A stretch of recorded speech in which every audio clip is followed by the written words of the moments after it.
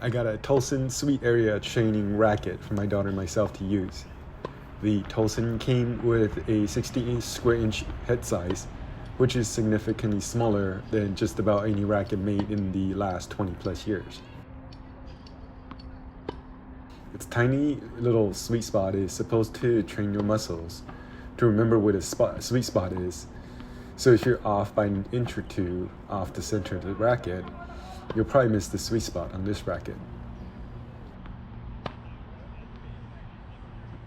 The Toalson came unstrung, and there's really no instructions on how to string it, so I strung it 16 on the cross and 16 on the main with about 40 pounds of tension. It should really be strung with 14 on the main and 16 on the cross. It also only came in one grip size, 4¼ inch grip, while the static weight is without the string is 320 grams, so it's a pretty hefty stick. I thought I was going to be shanking all day long, and that turned out not to be the case. When I started recording, I had already gone through about 2/3 of the hopper on the Slinger Bag. And once you get used to the small head size, you quickly adapt to the small sweet area. So when I switched back to my normie, the Yonex VCore 95, it didn't really prevent me from shanking. But what the smaller head size really does is it really forces you to move your feet a lot. If you're not constantly moving, even with a simple low speed feed without the oscillator, you're likely to hit a couple of really bad looking balls. Because the tiny sweet spot forces you to get in position, get ready, and get your feet set in order to connect with the ball consistently. My goal was to connect with the sweet spot regardless of where the ball ends up. At least 10 times in a row from the forehand side, 10 times in a row from the backhand side with a drive backhand, and then 10 times in a row from the backhand side with a slice. These are the 3 shots I use the most. And while from the backhand side, I did miss about 2 out of each of the drive backhand and slices. It wasn't as bad as I thought it would be. Although it's probably because I've already gone through about 80 shots and shanked a bunch already.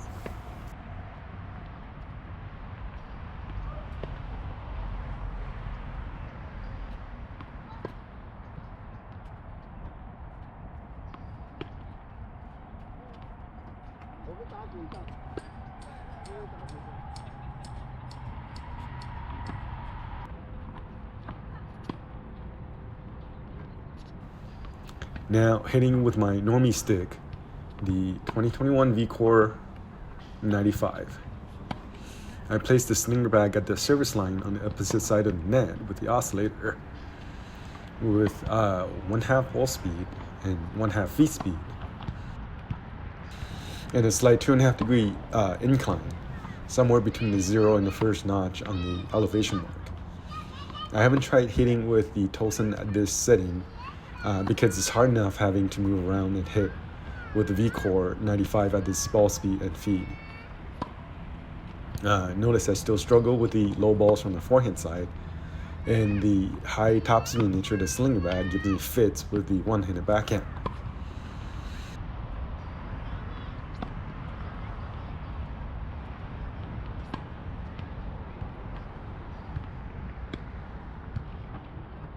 One thing that carried over from using the Toalson though was my feet are a lot more active than normal. If you look at my old videos hitting against the Slinger Bag, I usually stay fairly stationary in between shots, and I don't normally bounce like I do now. Funny, the backhand is usually the shot that breaks down far more often, but it looks far more natural on video compared to my forehand. I mean, I know what is wrong with my forehand. It's the offhand that's constantly fighting with a stroke. On a normal one-handed backhand, the offhand naturally moves out of the way as a counterbalance. So my forehand, I know to keep the left hand out of the way, but it still just feels so natural to me, whereas from the backhand side, it's just a natural thing to do to move the hands out. What I wouldn't suggest is to use the Toalson for serve practice.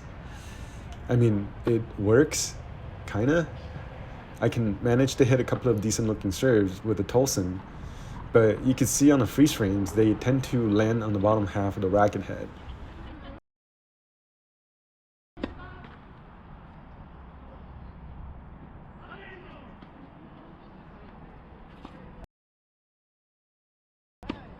Meaning that had this been a regular size head, or like a 95 square inch or above, the ball would have landed squarely in the sweet spot. Plus, it feels like it's significantly more head heavy compared to my V-Core 95, that it throws my timing off once I get used to serving with the Toalson. It feels so weird to serve with the V-Core afterwards.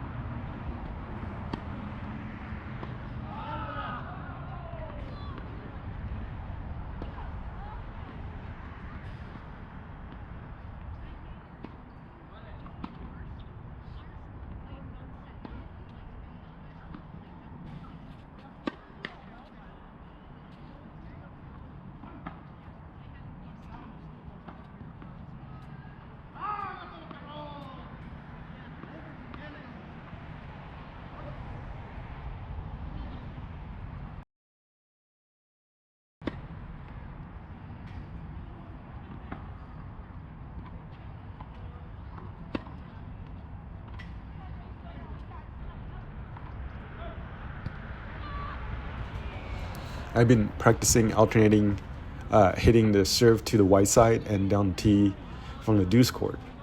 I think I'm getting pretty good at being able to hit either wide or fairly consistently to the tee with about 90% serve power.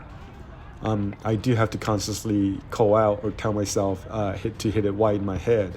Otherwise, it sort of just defaults to hitting to the tee or to the body shot.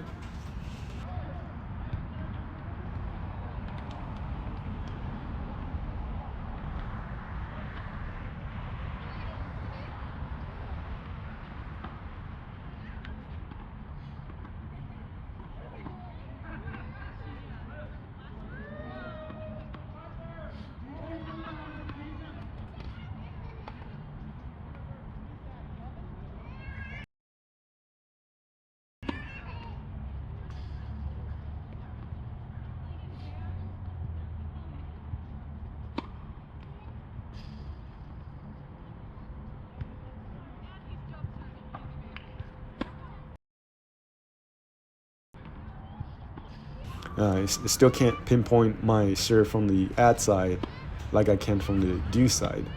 Although I can hit it pretty consistent, I can't really hit the white corner or to the tee at will from the ad side like I can from the deuce side.